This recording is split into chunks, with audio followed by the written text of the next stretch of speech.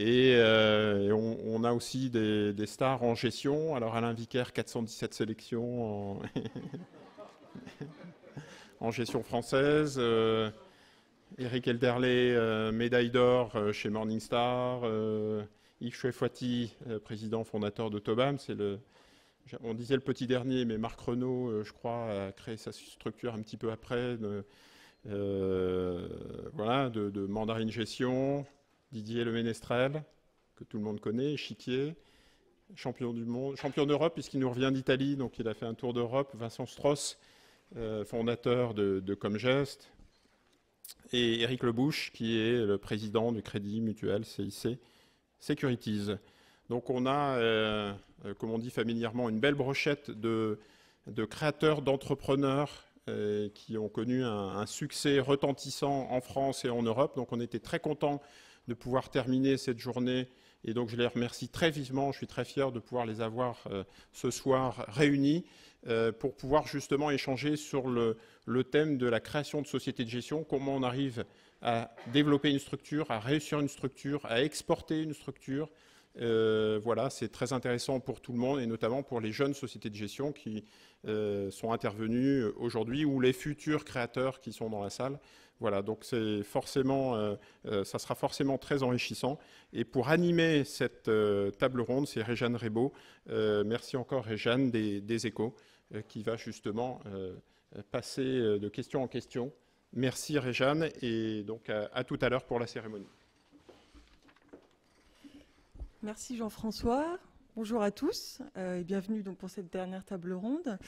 Alors puisque les présentations sont faites, puisque je n'ai plus besoin de le faire, on va passer directement à Éric Lebouche, qui est président donc, du Crédit Mutuel CIC Securities. Alors Éric Lebouche, je commence par vous parce que alors, vous n'êtes pas là en tant que créateur société de gestion, mais en tant qu'un des partenaires principaux de ces sociétés de gestion, quand elles ont besoin d'un valorisateur ou d'un dépositaire.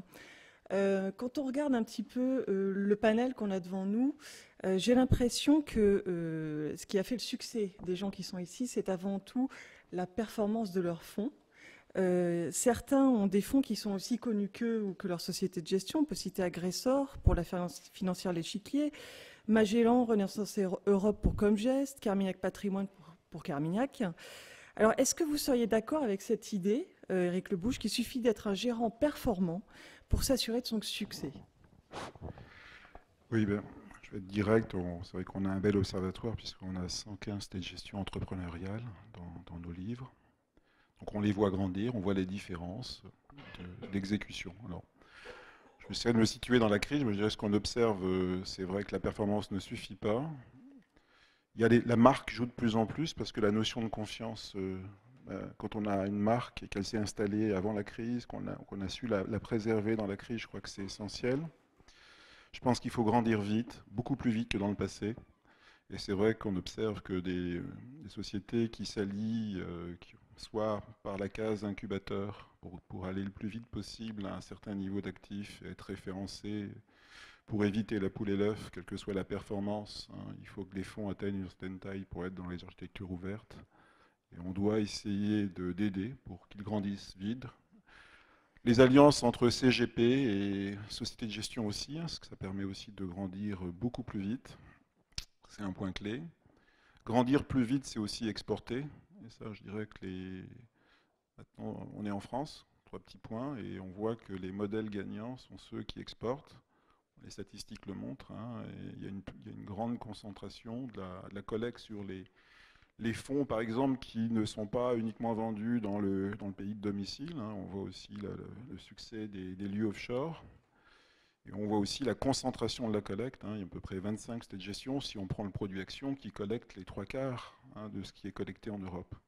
L'autre point, c'est que par rapport au passé, il faut répartir ces risques. Et les sociétés de gestion où il y avait un gérant star, je crois que c'est plus risqué. Et on voit que celles qui gagnent, c'est celles qui fidélisent et qui attirent les talents. Ça donne confiance aussi aux souscripteurs. Ça nourrit la marque. L'autre observation, c'est par rapport il y a 10 ans ou 20 ans, il faut se délester d'aspects industriels beaucoup plus importants pour les confier à des prestataires qui nous ressemblent ou d'autres plus importants, pour se concentrer sur la relation client, la distribution et la gestion tout de même, Et sans doute, là, cette évolution, on le voit même par certains actes de d'externalisation de middle office ou autres, est croissante. En revanche, il faut aussi bien connaître son client et dans le monde de la GSM, c'est peut-être plus simple, la gestion sous mandat. Mais dans le monde de l'OPC, il faut beaucoup investir dans la gestion du passif et savoir ce qui se passe sur différentes zones. Et il y a des outils, il y a des plateformes qui le permettent. Et ça, je crois que c'est essentiel. Et puis, peut-être aussi avoir de la chance aussi. Et je conclurai aussi être différent. Je dirais que j'ai été frappé lors d'une conférence récente, je conclurai là-dessus, par Citigroup, au niveau de la banque privée, qui, sur beaucoup de classes d'actifs, disait quand je reçois un nouveau gérant, je lui dis j'ai pas besoin de vous. À quoi vous servez? Vous êtes un de plus. Et c'est vrai qu'avoir un style de gestion très précis, que ce soit dans l'emballage, quel que soit ce qu'il y a sous le capot, et un process de gestion qui soit auditable et qui soit différent, vu la concurrence, le nombre de fonds qu'il y a encore en Europe, il y a de moins en moins de fonds néanmoins, je crois que c'est essentiel. Et est-ce qu'on constate peut-être juste dans la durée de vie des sociétés de gestion, est-ce qu'une société de gestion, elle a une chance de survie qui est plus importante qu'une société qui est non financière, par exemple? Qu'est-ce que vous constatez là-dessus? Je dirais que c'est un modèle où le capital est humain, même, et on peut beaucoup sous-traiter, notamment quand on est une stage de gestion entrepreneuriale. Je dirais que, en tout cas, celle qui traverse la crise, c'est une belle étape de montagne, ça c'est clair. Traverser la crise en France, je crois que c'est, quand on a réussi ça, vu le poids de la réglementation et ce qui se passe en termes de collecte en France, je crois qu'on est très fort pour le reste, oui. Très bien, merci beaucoup. Alors, je voudrais m'adresser à Alain Vicaire, aujourd'hui, à tout seigneur, tout honneur, Alain Vicaire. Vous êtes en fait, je crois, une des rares personnes ici qui a créé plusieurs sociétés de gestion. Donc il y a eu Fimagest en 1986 et puis la Française des Placements en 2000. Alors qu'est-ce que vous inspire un petit peu peut-être ce qu'a dit Éric Le Bouch et vous-même par rapport à votre expérience, à votre avis, quelles sont les clés du succès? Évidemment, je ne peux qu'approuver. Je ne veux pas être redondant en insistant sur tous les points que je partage, puisque je les partage en totalité. Donc je vais essayer de compléter sans être trop long et sans raconter la vie des deux expériences, effectivement. Moi, je crois qu'aujourd'hui, comme hier, il faut un vrai concept philosophique et un terrain d'action. Je m'entends, notre concept philosophique à Fimagest, on ne l'avait pas décliné comme ça, on l'a décliné de la même manière avec la Française des Placements et à tout seigneur, tout honneur. Ce n'est pas moi, c'est Alain Leclerc qui avait trouvé la terminologie, la gestion dite symétrique. Mais en réalité, à Fimagest, nous avions commencé à faire des campagnes de promotion et de marketing.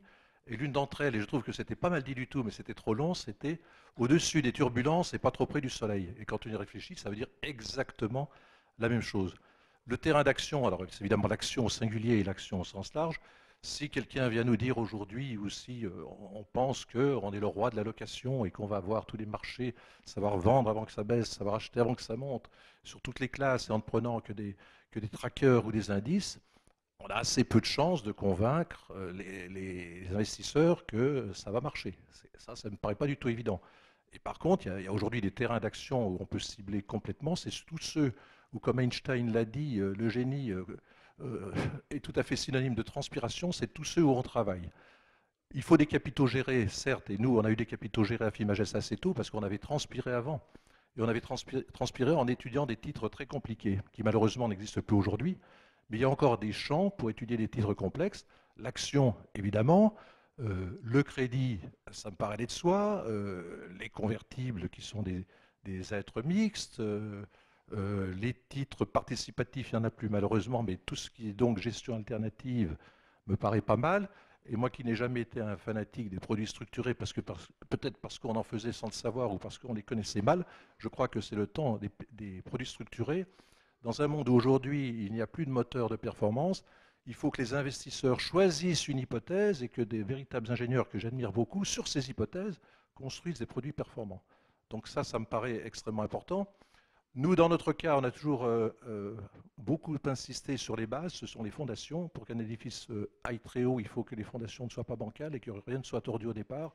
Donc pour nous, les fondations, c'est la gouvernance, c'est l'actionnariat. On croit au modèle où les gens sont solidaires, où tout le monde est actionnaire. C'est le meilleur modèle pour les clients, puisque les salaires sont raisonnables dans ce genre de boîte, les résultats suivent, tout le monde en profite, et que ça nous paraît converger avec les intérêts des clients. Donc ça, on accorde beaucoup d'importance là-dessus. La performance est une condition absolument nécessaire. Ce n'était pas le cas autrefois. Autrefois, on avait une bonne tête, on était sympathique, on racontait de belles histoires. Il y avait un moteur de performance. La performance elle-même ne venait pas au premier plan des critères. Je crois que c'est vrai, on peut me contredire là-dessus, mais moi je l'ai vécu. Maintenant, c'est vital. Si vous n'êtes pas performant, vous oubliez complètement. Enfin, mais je ne veux pas monopoliser. L'innovation me paraît extrêmement importante et c'est peut-être la contrepartie des périodes où on n'est pas extrêmement performant. C'est-à-dire qu'on ne peut pas être performant à tout moment. Moi, je crois que le confort assoupit. Que quand tout va bien, on a une tendance naturelle à se relâcher un peu en disant tout va bien. C'est un peu le dos au mur qu'on invente. Et donc, Fimagest, on dit que c'était un long fleuve tranquille, c'était facile. Oui, on a commencé en 86, 87, 88. En 87, un coup de chance inouï, on a sablé le champagne le soir de 87. Le Matif avait reculé de 12 points, nos valeurs liquidatives en taux d'intérêt. Je n'ai pas le temps de raconter qu'en action, ça a failli être le cas, mais que ça n'a pas été le cas. On n'avait pas bougé du tout. Bon, long fleuve tranquille, mais on oublie que 89-90, la guerre du Koweït, c'était des années extrêmement troublées. Et c'est là qu'on a le plus innové. Le dos au mur, on invente les formes. On aurait pu trouver un autre mot. Maintenant, c'est les fonds échéances. Tout ça voulait dire fonds à rendement manifeste. Finalement, ce n'était pas idéal. Mais si on avait été meilleur, mais ils étaient quand même en formule ouverte, entrée-sortie à tout moment, révalorisation rétroactive pour tous les porteurs. C'était autre chose que les produits d'aujourd'hui. On invente d'autres choses. Et puis, la Française des placements, ce n'est pas évident non plus. 2002, c'est une période difficile. On a France Télécom, on y croit, on en a pas mal. France Télécom, les taux montent sur une convertible à 1 an de 5 à 14%. Philippe Delienne va au Sénat, fouille les rapports épais comme la table. Là, il revient en disant « Regarde ça ». J'ai dit « Non, tu fais la synthèse, s'il te plaît ». Et on découvre que France Télécom ne comporte aucun risque. Alors, on fait une note. Le premier titre, c'était « Un placement sans risque ». On dit « Un placement attrayant, pertinent ». Et par notre simple note, on fait en sorte que les gens qui vendaient, parce que le rating était déclassé, qui vendaient avec des règles internes qui se sont auto-édictées, cessent de vendre. Et là, on performe en faisant, c'était un peu gonflé, j'en conviens, public court terme, avec carrément 35% de fonds publics, dont France Télécom. Donc, ce n'est pas de la folie, c'est une audace raisonnée et qu'on fait partager à nos clients. Mais je crois que je vais m'arrêter là pour ne pas être trop long. J'avais quand même une petite question, parce que dans votre carrière, il y a eu aussi le regroupement avec l'UFG. Ça fait partie peut-être des raisons aussi, dans le succès, de la pérennité de l'entreprise. Est-ce que vous pouvez revenir un petit peu sur cet épisode aussi? Je ne vous ai pas soufflé la question, mais elle me va très bien. Pour la raison simple, c'est qu'effectivement, quand on crée une boîte, on doit quand même penser à son avenir. Et quand il n'y a pas d'erreur dans l'état civil, et que vous m'avez fait presque parler dans la chronologie, à part notre ami, on se doit, je crois, d'assurer la pérennité de la boîte dans l'ordre, et j'insiste beaucoup là-dessus, pour les clients, pour les salariés et pour les actionnaires. Bon, quand dans notre cas, les salariés sont également actionnaires, on converge sur les deux. Donc nous, on a eu une opportunité que je crois relativement phénoménale. En 2009, rien ne demande à personne. On se rend compte, on se connaît depuis la nuit des temps. On nous dit, regardez comme on est beau si on se marie. On est un peu sceptique l'espace d'un instant. On regarde et on trouve que c'est vrai. Une complémentarité inouïe avec des gens que l'on connaît. Le staff, on s'est tous connus à un moment donné dans divers cénacles. Et on connaît de surcroît l'actionnaire qui non seulement a été actionnaire de Fimagest, mais on a été actionnaire de l'ancêtre valeur mobilière de l'UFG qui s'appelait Multifonds. Et le Crédit Mutuel Nord, qui croyait en nous, a voulu être actionnaire de la Française des placements avec 20% seulement du capital en étant actionnaire de référence. Donc on était en terrain connu. Donc pour les clients, ça nous paraît sécurisant. Pour le personnel, c'est la moindre difficulté. Il y a un volet immobilier dont on avait rêvé en 2000 de le faire et qu'on n'a pas pu faire.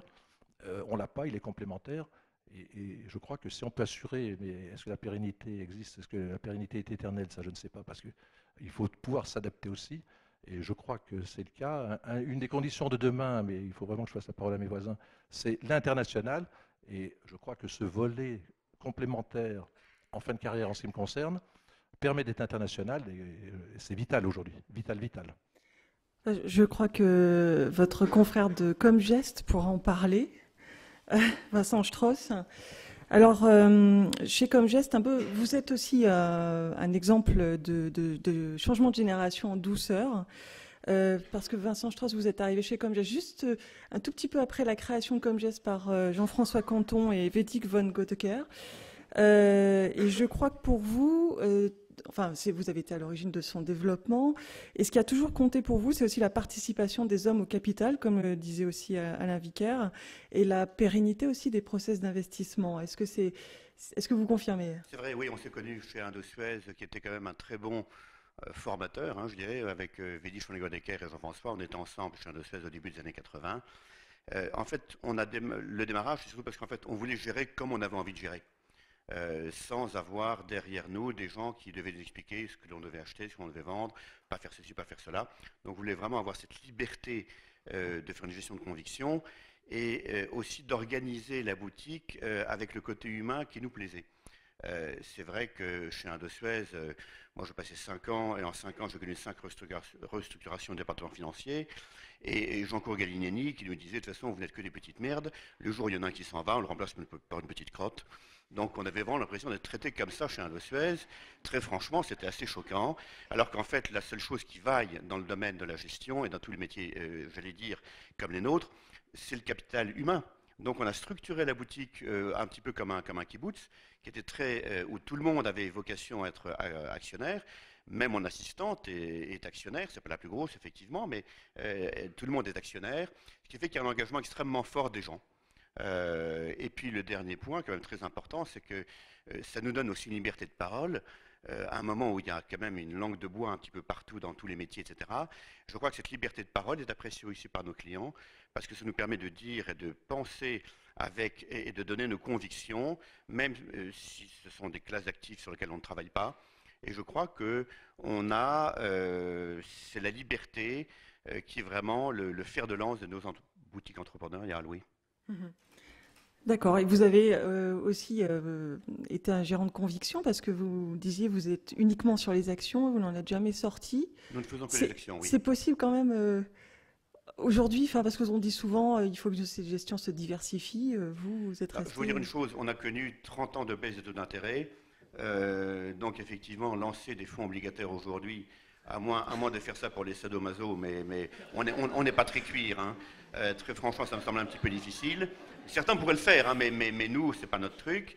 Je crois qu'on a toujours voulu éviter aussi les produits un petit peu à la mode.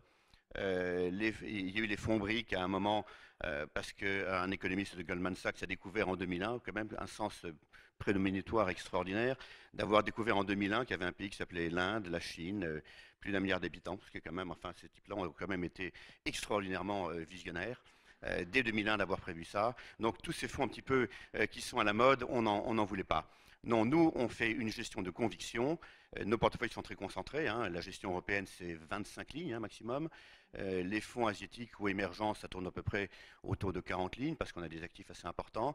Et la conviction doit s'exprimer aussi au travers du portefeuille. Et le fait que on tient compte de notre passif d'une manière différente parce qu'on a des clients qui sont très long terme, ce qui nous permet d'avoir aussi des actifs que l'on garde très longtemps. En moyenne, on garde les titres 5 ans. Mais il y a parfois des titres qu'on peut garder 10, 12, 13 ans. Donc on n'est pas de très bons clients des brokers chez nous.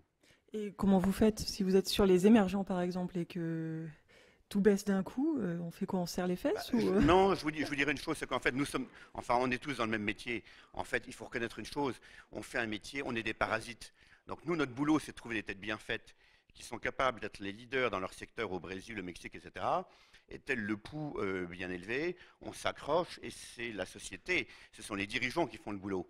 Et nous, on ne bouge pas, donc en fait, on n'a même pas besoin d'avoir un Bloomberg ou de regarder ça tous les jours, parce qu'on n'a pas besoin de regarder notre portefeuille tous les jours. On a des participations dans les sociétés et on pense comme des gérants de private equity qui gardent nos titres, j'allais dire, ad vitam. D'accord. On le voit aujourd'hui encore, puisque pendant que Ben Bernanke discours, on est ici et on parle de gestion de long terme. Très bien. Alors, je voudrais passer la parole à Eric Erderlé. Bonjour Eric. Alors, Carmignac Gestion, je ne sais pas si vous étiez là ce matin à la conférence avec les institutionnels, mais alors vous êtes systématiquement cité comme une référence à la fois pour les sociétés de gestion, pour les jeunes générations qui se lancent, mais aussi pour la place de Paris en disant, bon, bah voilà, c'est Carmignac Gestion, c'est 55 milliards sous gestion aujourd'hui, je crois. Alors, vous êtes aujourd'hui donc une des plus grosses sociétés entrepreneuriales. On dit souvent que le succès de Carmignac a vraiment commencé en 2001, puis s'est accéléré en 2008 quand vous avez réussi à préserver le capital de vos clients. Est-ce que vous êtes d'accord avec ça? Je pense que non, c'est dès le premier jour que ça commence et que c'est le succès, c'est pas vous qui le déterminez, c'est le marché qui à un moment donné vous reconnaît. Mais nous, on n'a pas eu le sentiment à un moment donné qu'il se passait quelque chose. On a fait ce qu'on avait à faire depuis l'origine. Donc je pense que c'est important pour le succès d'une société de gestion de démarrer, de bien creuser son sillon avec des bonnes hypothèses de départ, des choix bien clairs et de s'y tenir, d'avoir un équilibre qu'on trouve, des cibles bien identifiées, des convictions bien claires, une manière de communiquer qui soit établie. Je donne quelques exemples. Nous, on fait une réunion de communication avec nos clients tous les trimestres. On va fêter nos 25 ans l'année prochaine. Tous les trimestres, il y a une réunion Carmignac, qu'il vente, qu'il pleuve, qu'il neige, quel que soit le contexte. Depuis 25 ans, depuis le premier jour, on a cette communication, ce format trimestriel. Les nombres ont sensiblement monté dans l'audience, mais le format est toujours le même depuis 25 ans, il n'a pas changé. Donc des cibles bien identifiées auxquelles vous vous adressez, qui correspondent aussi à un choix de départ qui consiste à dire qu'il faut choisir ses combats, surtout quand on est petit. Et même aujourd'hui avec 50 milliards, on reste petit par rapport à des géants et on ne peut pas tout faire. Donc il faut bien choisir ses combats. Nous, très clairement, au départ, on ne voulait pas tout faire. Donc on s'est décidé de s'appuyer sur des compétences, que ce soit en matière, ça a été dit tout à l'heure, d'administration, de dépositaire. On aurait pu choisir d'être banque, mais enfin, c'était pas notre cœur de métier, ça a été dit. La distribution, pour nous, c'était pas le vrai savoir-faire de la maison, c'était la fabrication de produits avec des thèmes d'investissement, des convictions, comme ça a été dit tout à l'heure par Vincent, bien identifiés, une bonne visibilité, et puis quelque chose, vous creusez votre sillon dans le temps, vous êtes consistant dans le temps, et vous construisez une image qui fait qu'à un moment, dans un contexte donné, on vous reconnaît comme tel. Quand il y a eu des doutes sur la manière dont les produits fonctionnaient, etc. Votre image de transparence, la manière dont vous construisez vos portefeuilles, votre modèle économique, tout ça, votre indépendance, tout ça apparaît comme étant les conditions qui sont favorables au succès à un moment donné et répondent à des critères qui sont demandés par le marché. Quand il y a eu la crise sur les subprimes, sur les man, voilà, on a été dans un contexte où, certes, il y a les performances, et c'est clé, c'est indispensable, mais il n'y a pas que les performances. Dans la période des black box avec les produits qui n'étaient pas transparents, le fait que vous soyez complètement transparent dans la manière de vous communiquer de longue date, c'était des éléments essentiels dans la compréhension de la performance, de la manière dont vous la générez, donc ça c'était un élément essentiel. Donc il y a tout ça qui rentre en ligne de compte. Et puis effectivement la capacité à avoir du levier, parce qu'effectivement on peut avoir beaucoup de succès, avoir une bonne performance, mais je pense qu'effectivement on a été aussi, on avait foi en nous, et donc dans le fait de se lancer à la conquête quand on a décidé d'ouvrir notre filiale luxembourgeoise, on était précurseurs. Et on voyait bien que notre cible qui résonnait, enfin, qui réagissait bien sur notre territoire français, il y en avait d'autres ailleurs, et que le besoin et d'autres modes de fonctionnement qui fonctionnaient bien en France pouvaient fonctionner ailleurs. Et puis on a eu la chance de la norme UCITS, qui était une norme avec l'arrivée de l'euro, qui a fait que pour une structure comme la nôtre, c'était relativement simple d'enregistrer les mêmes produits dans une seule devise. Oui, donc cette norme UCITS qui a permis d'avoir un levier fantastique. Une fois que vous avez une offre qui est reconnue et que vous avez le levier d'une présence large, bah, vous avez un succès qui est arrivé. Donc je crois que mais ça s'est pas fait en une année. Reste convaincu aujourd'hui que c'est un processus continu, et après, il y a des périodes où ça va bien, des périodes où ça va moins bien, mais il faut rester cohérent et faire ce que vous devez faire. Il faut régulièrement, et Alain a tout à fait raison, on a tendance à s'assoupir quand ça va bien. Nous, on a une devise chez nous qui est « il n'y a que les paranoïaques qui survivent ». Donc on est paranoïaque, même quand ça va bien. On se pose toujours la question et on se dit toujours comment revoir notre modèle, comment avoir une longueur d'avance, comment attirer des talents. Aujourd'hui, c'est un vrai sujet parce que, comme l'a dit Alain aussi, pourquoi être mondial? Parce qu'il faut se dire, on n'est pas mondial pour être mondial. On est mondial parce qu'aujourd'hui, on est dans un univers européen où on a failli l'été dernier, je ne sais pas si vous l'avez vu, à faire limiter la rémunération sur nos gérants dans nos sociétés de gestion. La limitation des rémunérations des gérants, c'est l'attractivité des talents. Quand on voulait limiter les variables à 2 fois les salaires annuels, quand vous savez qu'aux États-Unis, les gérants ils gagnent 50 fois leur salaire annuel, vous posez la vraie question de savoir où vont être vos gérants, où auraient pu être nos gérants si ce texte avait été passé aujourd'hui. Donc le fait d'être dans un univers mondial, c'est qu'aujourd'hui, 8 gérants sur 10 aujourd'hui qui tirent la collecte sont des Américains, hein, en Europe, hein, on l'a vu à l'AFG, donc on doit se faire des soucis sur le fait que notre modèle européen, il est pas franchement reconnu parce que d'abord on est un peu des parias, il faut se le dire. Nous on a l'impression tous les jours, alors qu'on paye beaucoup d'impôts, qu'on est des contributeurs à l'État, qu'on est traité comme des parasites, je veux dire, donc c'est pas très gratifiant, ça c'est sûr, et que en plus on a la compétition internationale parce que les critères, et je vais m'arrêter là, les critères de compétition, on les ignore complètement. Donc, parce que sinon, je vais perdre mon sang-froid. Voilà, j'ai terminé. Merci. Mais rassurez-nous, vous n'allez pas déménager au Luxembourg, non? Vous n'allez pas déménager au Luxembourg, non? Je vous ai dit qu'on était au Luxembourg depuis 2000, donc on y est depuis longtemps, et heureusement qu'on est au Luxembourg. C'était le succès de la distribution de Carmignac, et c'est depuis très longtemps qu'on y est. Et heureusement qu'on y est depuis ces années-là. Donc ça fait partie de notre quotidien depuis longtemps. Et c'est la clé du succès de la maison depuis très longtemps. C'est pas quelque chose qui est nouveau dans la culture de la maison. Donc, mais aussi sur l'aspect attraction des compétences. Enfin, il y a des gérants qui sont basés là-bas aussi. Non, il n'y a pas de gérants qui sont basés là-bas. On a construit notre modèle avec des gérants qui sont complètement à Paris. On a attiré des étrangers à Paris. Donc on a une équipe aujourd'hui de plus de 25 personnes qui sont internationaux. Donc toutes nos équipes sont parisiennes.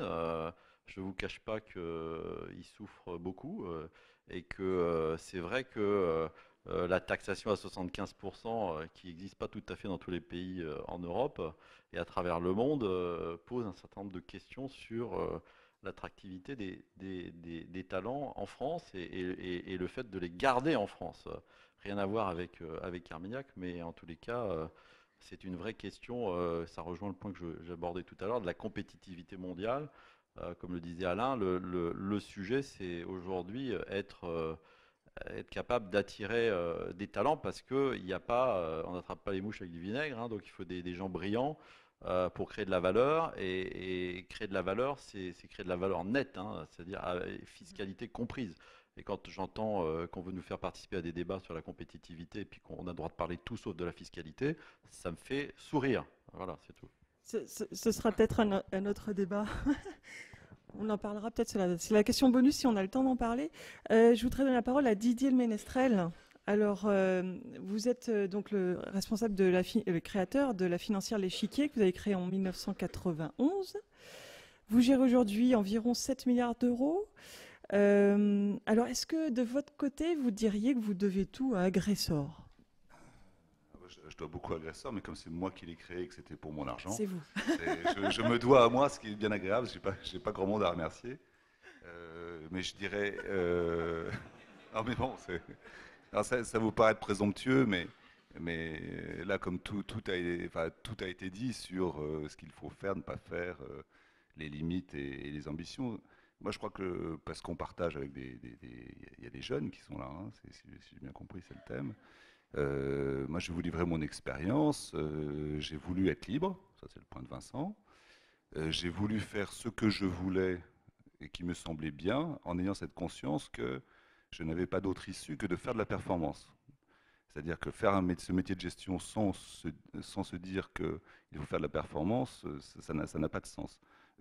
Ces mots vont vous paraître peut-être sibyllins, mais vous n'imaginez pas comme ça n'est pas forcément partagé dans le monde de la gestion d'actifs en général. Le monde de la gestion d'actifs en général, c'est avant tout des masses de capitaux qui sont à gérer. Et lorsque vous êtes, on va dire, le gardien de ces capitaux, pourquoi ne pas mettre un peu de gestion dessus pour prendre de la marge? Moi, au moins, je n'avais pas de capitaux, et donc il n'y avait que la performance qui pouvait faire venir les capitaux à moi. Donc, le pur produit de faire de la performance, c'est affirmer sa valeur ajoutée, personnelle d'abord, ça c'était l'ancien temps, et puis après, cette valeur ajoutée, elle peut être dans la capacité à organiser une équipe. Ça, c'est vraiment ce qu'il y a de plus dur aujourd'hui pour passer du stade artisanal au stade plus important. Alors, j'ose pas dire industriel, parce que 7 milliards, c'est une vraie goutte par rapport aux 60 ou par rapport je crois que c'est que BlackRock, on est à 4 000 ou un truc comme ça, 4 000 milliards de dollars. Mais c'est vrai que c'est une jolie goutte. C'est parce qu'ils font de la gestion passive beaucoup. Oui, mais bon, enfin, de toute façon, il y a tout type de gestion. Donc, la liberté, la performance, ça, ce sont les clés de base. Hein, ne pas essayer de faire une société de gestion, ce qu'on appelle en MeToo. C'est pas la peine de faire comme les autres, ça n'a absolument aucun intérêt. Et puis alors pour les talents, alors nous la fiscalité c'est pas très grave, on est encore radin. On pense que c'est un beau métier et que pour l'instant on gagne très très bien notre vie. En revanche, la formation. Alors ça c'est un point, je me suis dit qu'est-ce que je pourrais dire, ajouter de plus à toutes ces vérités. Alors je crois que pour grandir, nous avons besoin de former. On peut chasser les talents, mais on peut aussi les former. Alors nous, c'est notre dada chez Financial l'Échiquier, on forme beaucoup, on a des modules de formation que nous avons fait ensemble, collectivement, que nous d'ailleurs, nous donnons aussi à nos distributeurs. Et la formation est au cœur de cette réflexion, parce que du coup, ça crée une identité qui sera un témoin transmissible aux générations futures. Moi, j'ai 53 ans, bon, je me sens encore jeune, je suis encore largement actionnaire. Mais c'est vrai que la passation de savoir-faire est un élément essentiel pour s'installer durablement dans ce marché, puisque tous les jours, en fait, on peut aussi vendre, hein, on peut s'arrêter, mais à 7 milliards, si on a l'ambition d'être un acteur de ce métier, on va dire que je crois qu'à 1% du marché adressable, nous on identifie 1% du marché adressable en Europe, c'est de l'ordre de 50 milliards.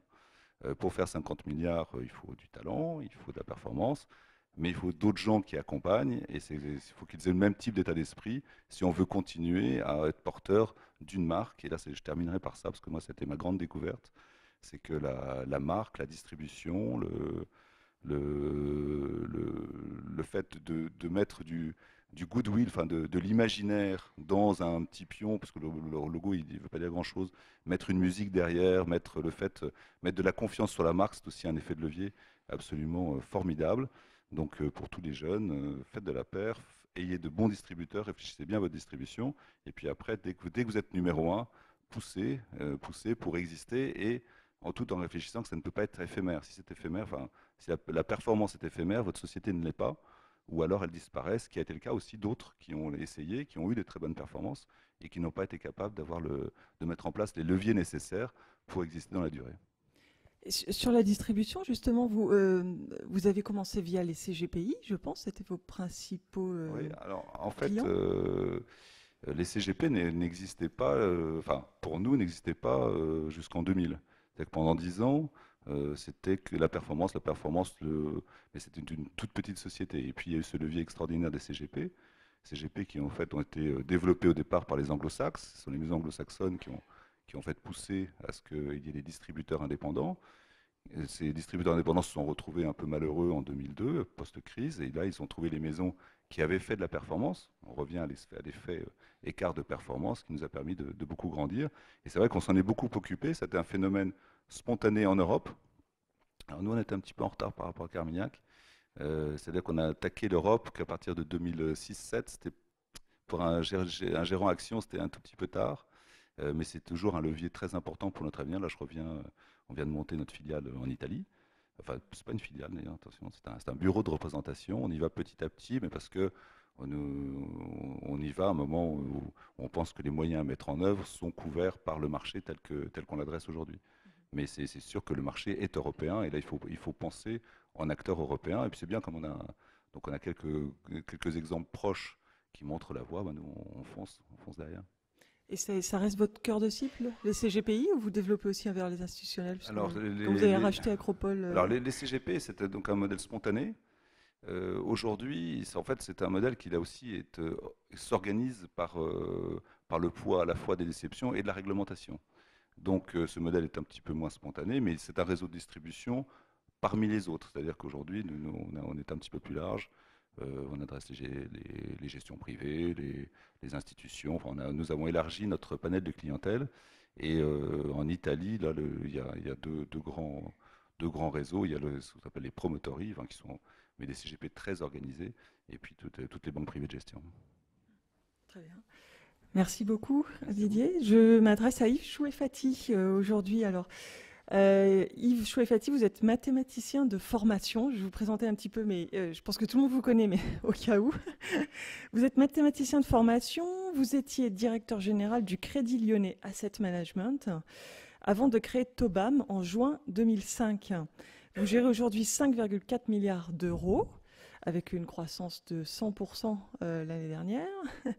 Alors, qu'est-ce qui vous a pris en 2005 de créer Tobam, une société de gestion en fait, qui est spécialisée sur l'anti-benchmark? Et je pense qu'en 2005, c'était un concept complètement inconnu en France, non? Oui. On est sur le Smart Beta, hein, c'est le nom maintenant qui est un peu diffusé sur ce style de gestion. Donc effectivement, on était vraiment dans les tout premiers sur le Smart Beta. On a lancé notre produit en juin 2005. Juin 2005, c'est le mois où Rob Arnott a lancé l'article fondateur sur le Fundamental Indexation. Donc effectivement, on était vraiment très tôt sur le Smart Beta. L'anti-benchmark, c'est le nom de nos fonds. Hein, donc ça, c'est une marque de Tobam. Effectivement, dans certains milieux, c'est devenu presque un nom commun, mais effectivement, on a été assez tôt là-dessus. Pourquoi j'ai créé la boîte en 2005 parce que j'avais eu un beau début de carrière au Crédit Lyonnais. J'ai terminé ma carrière en étant effectivement directeur général. À l'époque, il y avait eu la fusion entre le Crédit Lyonnais et le Crédit Agricole. Donc, j'ai quitté le nouveau groupe. Et plutôt que de revivre deux fois la même chose, je me suis dit, je vais faire quelque chose de complètement différent. Et je suis retourné à la recherche. Et après pas mal de recherches, j'ai trouvé des résultats convaincants. Et je me suis dit, je vais créer ma boîte autour de cette idée. Et au début, la boîte était indépendante, elle s'appelait Tobam. J'ai cherché à tout de suite à être un peu ambitieux et à trouver des seeders d'envergure internationale. Donc j'ai discuté essentiellement avec des banques d'investissement américaines. Je me suis fait incuber par une banque d'investissement américaine, à laquelle j'ai cédé sur le long terme 30% du capital et qui a accepté de seeder la stratégie. Donc cette banque a vécu sa propre aventure. C'était Lehman Brothers. Hein, donc je sens bien que vous alliez le dire. Alors bon, je ne vais pas le cacher plus longtemps. Et on est redevenu indépendant comme c'était prévu initialement, avec 2 mois d'avance. Donc c'était prévu pour janvier, et on l'a fait en novembre, le novembre qui précédait, juste après la faillite. Hein. Donc aujourd'hui, on est une boîte qui appartient majoritairement à ses salariés. Donc tous les salariés chez nous aussi sont actionnaires, y compris mon assistante, comme la vôtre. Donc les salariés ont 71% du capital et on a 2 actionnaires institutionnels qui sont Amundi à hauteur de 17% et CalPERS, le fonds américain, à hauteur de 12%. Donc la stratégie là-dessus, ça a été d'essayer d'implémenter une stratégie de développement en 2 étapes. Une première étape au cours de laquelle on bâtirait notre légitimité en démontrant des clients institutionnels internationaux de très grande envergure pouvaient nous allouer de l'argent. Et une deuxième étape durant laquelle on va essayer de leverager cette légitimité en concluant des partnerships, donc des partenariats, pardon. Donc un partenariat avec Amundi pour couvrir le monde hors Amérique. Et sur les Amériques, j'espère qu'on aura un partenaire bientôt qui nous aidera à booster notre collecte aux États-Unis. Aujourd'hui, l'Amérique, ça représente 25% de nos encours. Vous venez d'y ouvrir un bureau, je crois, à New York. On vient d'ouvrir un bureau, mais enfin, on est présent en Amérique depuis Paris depuis assez longtemps. On a 25% de nos encours là-bas. La boîte française est une boîte qui est SEC registered, hein, et on a des brevets là-bas aussi. la France, où on a la quasi-totalité de nos effectifs, représente 8% de nos encours sous gestion. Voilà. Donc ça veut dire que l'international, c'est 92%. Voilà. Je sais, j'arrive à compter. Alors moi, il y a une question qui me titille, surtout après ce que vient de dire Ricard Dolive. Pourquoi avoir choisi Paris si vous vendez 90% de votre gestion à l'étranger? Je ne vais pas vous répondre que c'était une erreur, mais je crois qu'on a quelques points en commun, mais je l'ai choisi pour des raisons qui n'étaient pas des raisons durables. Hein. Disons qu'à l'époque, je pense qu'on avait bien réfléchi au sujet, qu'à l'époque, il n'était pas complètement clair que c'était antipatriotique d'être entrepreneur. Hein, et donc, entreprendre en France, c'était quelque chose qui était toléré. Donc, on n'avait pas l'impression de violer la loi en entreprenant. Maintenant, effectivement, on est très sanctionné quand on entreprend. Donc, les recettes du succès passé, c'est peut-être pas les recettes du succès des futurs entrepreneurs. Pourquoi je me suis entablé en France? Aujourd'hui, c'est très difficile à justifier. Aujourd'hui, honnêtement. Donc, je suis un peu sec devant cette réponse. Je ne sais pas si j'ai besoin d'élaborer beaucoup plus. Non, on va arrêter là. Je vous remercie. Marc Renaud, alors vous êtes le petit dernier. Hein. Ce que je disais, c'est que vos Mandarine Gestion, vous l'avez créé en 2008. Alors, quel timing aussi, puisque c'était février, je crois, 2008. Aujourd'hui, vous gérez environ 2 milliards d'euros. Alors, c'est vrai que vous avez été aidé au départ par un peu de seed money de la part de quelques institutionnels et de Family Office. Mais comment est-ce que vous êtes parvenu à finalement résister à la bourrasque qui a suivi, sachant que vous avez aussi souvent dit que la crise de 2008, c'était pas très favorable à la gestion value, dont vous êtes le spécialiste, enfin un des spécialistes. Donc, comment vous avez tenu? D'abord, je suis bien content d'être le petit dernier, ça n'était pas arrivé depuis longtemps. En fait, je vais répondre à votre question, mais beaucoup de choses ont été dites par des gens en plus très légitimes. Mais si je peux rajouter un petit truc, ça répond en partie à votre question, c'est que moi, je pense qu'on ne fait pas une société de gestion pour le timing, pour employer du jargon. On le fait quand on est prêt. Moi, par exemple, j'ai découvert le monde des sociétés de gestion indépendantes avec Alain chez Fimagest. Et je suis devenu entrepreneur à 49 ans, donc je ne suis pas né entrepreneur. Mais il y a un moment où on est prêt parce qu'on a des collègues, des clients, des actionnaire qui sont prêts à vous suivre. Et puis il y a un moment où, à tort et à raison, on se dit qu'on pourrait faire mieux que les autres, un certain nombre ou toutes les fonctions d'une entreprise, à tort et à raison, je dis bien. Voilà, ça c'est le moment où on est prêt. Alors on souhaite que le contexte soit favorable, mais s'il ne l'est pas, on fait avec. Donc c'est vrai qu'être 100% action européenne et lancer sa boîte en février 2008, c'est un timing discutable, mais écoutez, je voudrais surtout pas avoir l'air présomptueux, mais je vous assure, j'ai jamais été inquiet. Parce que voilà, moi j'avais l'impression d'être juste, c'était le moment, j'avais des équipes avec moi, j'avais des gens qui croyaient dans le projet. J'aurais vraiment souhaité un tout autre contexte, évidemment, mais franchement, j'ai jamais été inquiet. Voilà, donc le bon moment pour créer une boîte, c'est quand on est prêt. C'est savoir s'entourer aussi, certainement, parce que vous avez fait... Évidemment, je vous le disais, être prêt, c'est pas tout seul avoir rêvé la nuit et se réveiller le matin et y aller. C'est être entouré de gens qui sont prêts à vous suivre. Ça passe par les équipes, ça passe par... Moi, j'ai souhaité démarrer des actionnaires minoritaires qui, effectivement, m'ont apporté tout de suite du seed money, ça fait gagner du temps. Et puis les clients, la reconnaissance d'une partie de marché, ça permet et d'aller plus vite et de traverser des périodes. Quand vous dites bourrasque pour 2008, le terme est doux. Ça permet de traverser des périodes comme ça. D'accord, très bien. Je vous remercie, Marc Renaud. Comme il nous reste un petit peu de temps, vous avez été tous très rapides et je vous en remercie. Je vous proposais de poser des questions si quelques-uns ont envie d'en savoir un petit peu plus sur certains aspects. Non? Profitez-en. Oui, bonjour, c'est Éric Lemaire. C'est une question un peu générale. Est-ce que vous avez, dans vos progressions, constaté des périodes charnières, soit parce que ça a été une rencontre, soit parce que ça a été des montants particuliers, soit parce que ça a été une internationalisation. Et est-ce qu'en fonction de ces périodes charnières, vous avez eu des choix stratégiques, politiques, ou qui ont modifié un petit peu la stratégie? Parce que quand on vous écoute, la stratégie, elle est tout à fait gagnante, mais il y a, comme ça a été rappelé, un très fort devoir d'adaptation. Alors, est-ce que vous avez rencontré ces périodes charnières les uns et les autres? Yves Chouet-Fati, oh, pardon, vous voulez répondre en premier, je crois.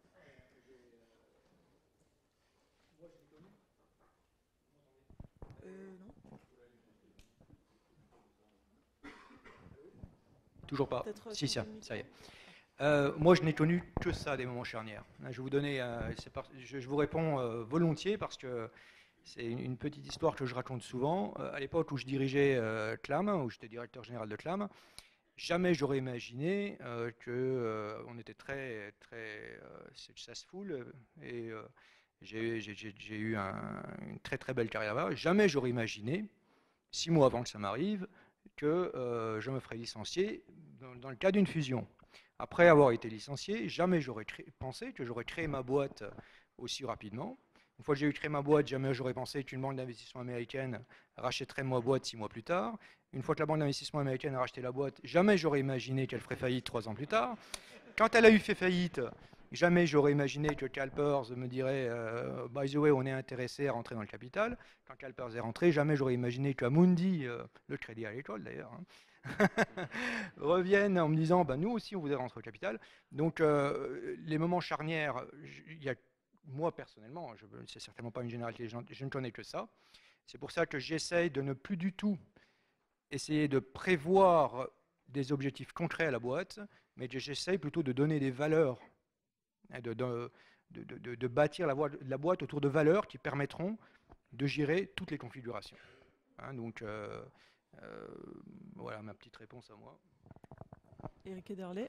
Oui, nous je crois qu'il y a eu 2002, ça a été un premier moment important parce que jusqu'à 2002, donc Carmignac a été créé en 89, on pensait qu'on allait se développer avec de la surperformance, notamment dans des marchés positifs, et qu'on allait pouvoir attirer des capitaux en étant meilleurs quand les marchés étaient bons. Et puis, donc en 2002, il y a eu, si vous vous souvenez, la période où il y a eu la bulle, la bulle techno. Et nous, on avait bien pris au départ, dans la phase ascendante, et on l'a bien vu aussi le sommet. On a bien géré cette période, et ça a été déjà un premier signal que les marchés étaient quelque part très sensibles à cette gestion, je dirais, des périodes de troubles et de baisse qu'on n'avait pas vu nous vraiment avant. Enfin, c'est vrai qu'on a eu des marchés dans l'ensemble, à part quelques années où il y a eu des difficultés. Il y avait eu 94 qui était difficile, mais on n'avait pas vraiment réalisé que c'était à ce point-là important au niveau des investisseurs que de bien traverser ces périodes. Alain, avec leur gestion dissymétrique, l'avait vu bien plus tôt que nous, mais nous, c'était pas dans nos gènes. On était dans le côté, on croyait on avait la conviction très forte des émergents, et que la création de valeur dans le long terme allait nous tirer, et que c'était des vecteurs de croissance longs sur lesquels il fallait tenir, et que quels que soient les soubresauts entre-temps, ça allait être suffisant pour attirer, je dirais, le succès et le développement de la maison. Et c'est vrai qu'on a réalisé à ce moment-là, et on a changé notre modèle en étant plus attentif à cette gestion du risque, et à compléter la partie gestion longue avec conviction par justement une appréhension plus importante du risque, et des drawdowns, une gestion des drawdowns qui s'est vérifiée par la suite, et qu'on a développé par la suite. Donc voilà, je crois que c'était un élément important bien avant la phase, je dirais, où nos encours ont fortement développé, où il y a eu cette prise de conscience, je dirais, de cette attente forte des investisseurs dans les périodes de marché difficiles. Alain Vicaire, non, peut-être des périodes charnières aussi ou Didier, oui. Effectivement, la question d'Éric est très pertinente. Il y a probablement des époques charnières, mais est-ce qu'on les voit? Est-ce que ce n'est pas ex post qu'on s'en aperçoit? Moi, je crois qu'effectivement, comme Yves, on ne décide de pas grand-chose. Moi, j'avais postulé à la caisse de retraite EDF à mes tout débuts, et ils ne m'ont pas pris. Et pourtant, j'aimais beaucoup EDF, mon père y travaillait. Je suis rentré à la Caisse des dépôts, j'étais très très bien, j'y suis resté 1 an et demi. J'étais très très bien à la Banque Indosuez, j'y suis resté 9 ans. J'étais comme un coq en pâte chez Chouet Dupont. Et je ne pensais pas devenir entrepreneur, et je ne pensais même pas, en 2000, recréer la Française des placements. Donc je crois qu'il faut beaucoup d'humilité. Ceci dit, il faut peut-être ouvrir les bras au destin sans être mégalo pour qu'il vienne à nous. Et je pense qu'en réalité, il faut être un caméléon, il faut s'adapter en permanence. Le monde est hostile. Il faut se noyer dans le paysage pour ne pas être absorbé, dévoré. Je crois que le caméléon, mais je ne suis pas un grand scientifique, n'a pas de prédateur. Et je crois que pour durer, il ne faut pas de prédateur. Donc s'adapter en permanence. Et le moment auquel on commence, je souscris totalement à ce qu'a dit Marc, n'a aucune importance. Je souscris à ce qu'ont dit mes autres amis et collègues. Les fondations sont essentielles. C'est sur les fondations qu'on construit l'essentiel. Nous, on se crée en 2000. Je regarde Olivier Joannet. Je crois que le CAC est à 6000 ou à 7000, on ne sait même plus rien. Au pire des moments. Notre concept nous porte pour l'avenir. Et là, je vais dire autre chose, et je vais abonder dans les critères de succès de mes collègues, en ajoutant quelque chose qui ne plaira pas forcément à tout le monde. Le succès de Carmignac, c'est incontestablement la mise en place prémonitoire de tuyaux de développement considérables au Luxembourg. On a commencé à s'assez bien connaître en 2003. Ça nous a beaucoup impressionné. Nous, on est démarré. C'était notre première année de bénéfice après deux années de pertes légitimes et assumées. C'est pour ça qu'on avait mis un gros capital. On savait ce qui nous attendait. Mais il n'empêche que la vraie stratégie, c'était de mettre ces tuyaux en place. Mais il fallait surtout aussi, implicitement, Vincent l'a dit, que la performance repose sur des adaptations et des choix raisonnés mais audacieux. Et pour cela, c'est là que ça ne plaira peut-être pas à tout le monde, je pense que les grands virages ne peuvent pas se faire dans une boîte où on est 55 à décider. C'est comme moi qu'un comité, c'est une instance où on perd des heures et où on tient des minutes, paraît-il.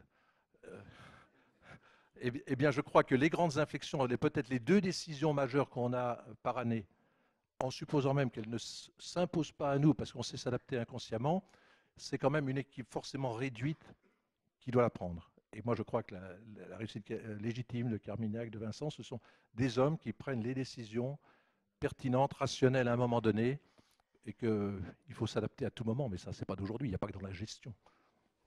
Éric Lebouche, une dernière. Je vais dire humblement parce que je n'ai pas créé l'entreprise, mais j'ai vécu la création en tant qu'administrateur indépendant bénévole pour accompagner un ami à Londres, Eduardo Mercadante, qui avait fondé Parvus après être sorti de BlackRock, et un ancien de Mercury.